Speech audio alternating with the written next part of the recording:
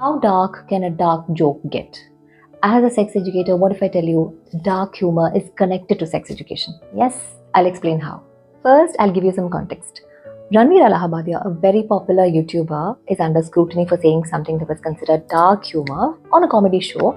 But social media got really angry as it was about mom and dad having sex, and it seems like there was a case registered too. Now, this is how I see it. Movies, reality shows, stand-up comedy, everything has dark humor in it, no one can deny it. The question is, who decides when it becomes just enough dark and not too dark? Where is that line? Is there even a line? And if there is a line, then isn't that line really blurry? How I see it, he's not a comedian. He was made to sit in a comedy show where it's full of dark jokes, everyone roasting everybody. And he prepared this one specially thinking it's going to be great. Probably didn't think it'll become such a big deal. In fact, I was glad he issued an apology. But speaking of blurred lines, what about people that didn't consider this as a big deal? What does that mean? It means however dark things get, there are still some people that consider it as a joke. See, something 50% dark chocolate itself is bitter. But for some, they enjoy 90% dark, right? There are plenty of adults around us that use the F word very casually. When did we normalize the F word so much? When I was younger, it was a big deal to say the F word out loud, and now it doesn't seem like a big deal. And haven't we seen so many uncensored shows and stand-ups that have swear words used very casually, mother dash, sister dash, about intercourse, genital size, all these things? This is not a bare biceps issue. This is a societal issue.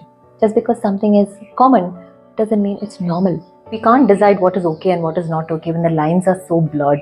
If in the name of comedy, if everything is allowed, make a joke on mom and dad, on families, pregnancy, on abuse, rape, then no one will know where to stop because the lines are blurred.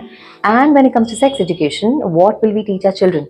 Because these platforms are not only for adults, plenty of teenagers are watching. What all kind of super uncomfortable conversations we as parents need to have if everything is considered a joke? Didn't you guys see in the recent bullying incident in Cochin? After the teen boy's death, his friends made a meme on his suicide in the name of dark humor. It's not like two friends are sharing a joke among themselves after knowing very well about each other's humor sense. We need to be responsible when it comes to public platforms, educational institutions, family environments.